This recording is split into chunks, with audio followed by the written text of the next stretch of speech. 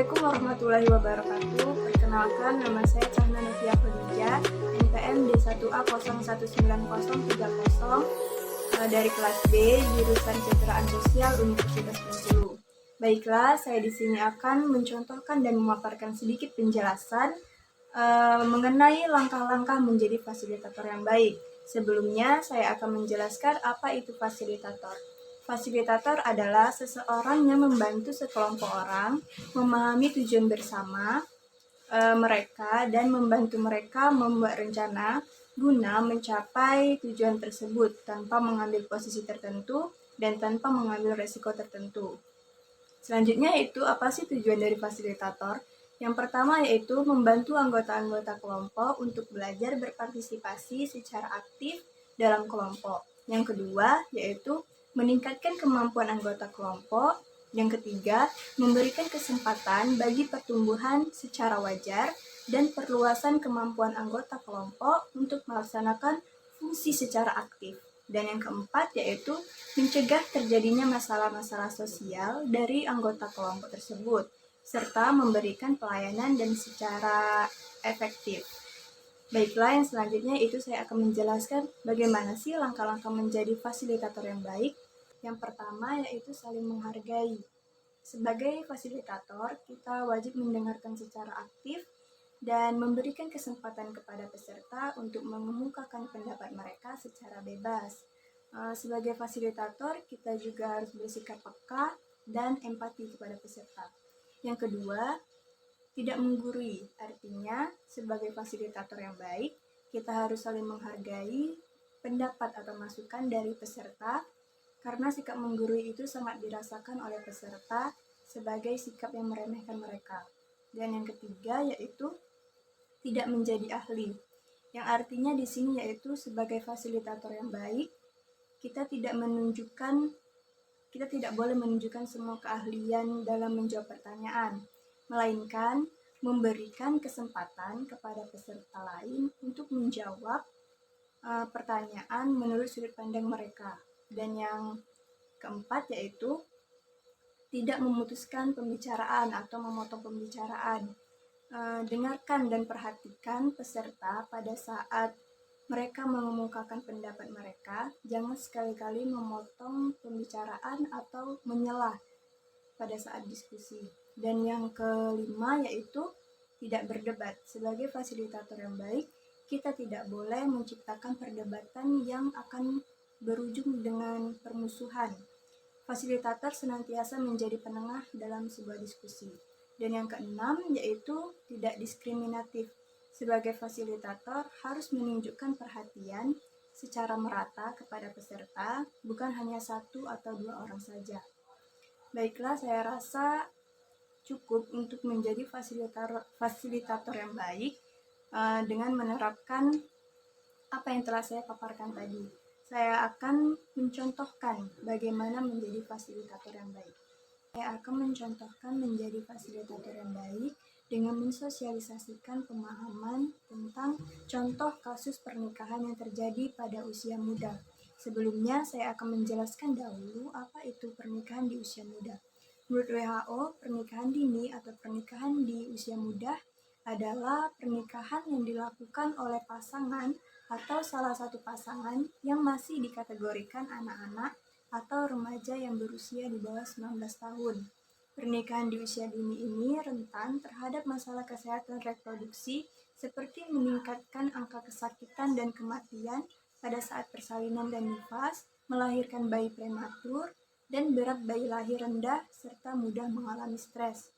Ada juga faktor-faktor yang menyebabkan terjadinya pernikahan di usia muda seperti yang pertama, perkembangan fisik, mental, dan sosial yang dialami seseorang. Makin cepat perkembangan tersebut dialami, semakin cepat pula berlangsungnya pernikahan, sehingga mendorong terjadinya pernikahan pada usia muda.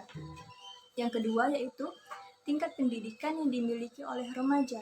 Semakin rendah tingkat pendidikan, semakin juga mendorong berlangsungnya pernikahan di usia muda. Yang ketiga yaitu sikap dan hubungan dengan orang tua. Pernikahan di usia muda dapat berlangsung karena adanya sikap patuh dan atau menentang dilakukan oleh remaja terhadap perintah orang tua. Hubungan dengan orang tua menentukan terjadinya pernikahan usia muda. Dalam kehidupan sehari-hari, sering ditemukan pernikahan remaja karena ingin melepaskan diri dari pengaruh lingkungan orang tua. Dan juga terdapat pula pandangan kepercayaan yang salah pada masyarakat dapat pula mendorong terjadinya pernikahan di usia muda. Contoh, pandangan yang salah dan dipercayai oleh masyarakat yaitu masyarakat beranggapan bahwa kedewasaan seseorang dinilai dari status pernikahan. Adapun beberapa fakta yang harus diketahui sebelum memutuskan untuk menikah muda. Seperti yang pertama, organ reproduksi belum berkembang sempurna sebelum usia 20 tahun. Yang kedua yaitu KDRT yang rentan terjadi pada pasangan muda. Hal ini bisa terjadi akibat kurangnya kesiapan mental pasangan muda dalam menghadapi konflik rumah tangga. Yang ketiga yaitu perceraian di usia muda. Alasan perceraian ini bisa beragam, mulai dari cekcok yang terus-menerus terjadi, perbedaan prinsip, masalah ekonomi, perselingkuhan, hingga KDRT. Dan yang keempat yaitu risiko gangguan psikologis saat menikah muda. Sebuah studi menunjukkan bahwa semakin muda usia menikah, maka semakin tinggi risiko terkena gangguan psikologis, seperti gangguan kecemasan, gangguan mood, dan depresi di kemudian hari. Hal ini juga berkaitan dengan kesiapan mental membina dalam rumah tangga. Baiklah, saya akan melemparkan kepada peserta, apa ada yang ingin bertanya atau menambah masukan atas penjelasan saya. Baiklah, Assalamualaikum warahmatullahi wabarakatuh. Saya Suci Septiana ingin bertanya. Pertanyaan saya, bagaimana cara mengatasi jika kita menjumpai kasus seperti halnya teman saya ini ingin menikah, tetapi menurut saya dia belum memiliki kesiapan untuk menjalani kehidupan rumah tangga. Terima kasih. Wassalamualaikum warahmatullahi wabarakatuh. Baiklah, pertanyaan yang bagus sekali dari saudari Suci Septiana tadi yang menanyakan bahwa menanyakan bagaimana cara kita mengatasi jika kita menjumpai kasus seperti yang tadi dijelaskan tadi. Yaitu yang pertama, jalin komunikasi yang baik dengan temannya, sesama individu. Jangan kita mencela atau menyinggung mereka. Berikan pemahaman tentang baik dan buruknya bagaimana pernikahan di usia muda, yang sama-sama kita ketahui bahwa banyak contoh-contoh pernikahan di usia muda yang mengalami perceraian seperti itu. Dan juga beri dia waktu untuk memikirkan bagaimana ke depannya, dan jangan sekali-sekali mengatakan atau mencela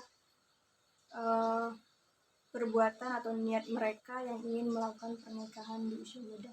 Seperti itu. Kurang lebihnya jawaban saya seperti itu. Apakah ada yang ingin ditanyakan lagi? Dipersilahkan. Baiklah, pertanyaan saya selanjutnya, apa saja yang menjadi dampak dari pernikahan dini? Baiklah, saya akan menjawab pertanyaan yang sudah ditanyakan tadi, yaitu apa saja dampak positif dan negatif dari pernikahan di usia muda ini.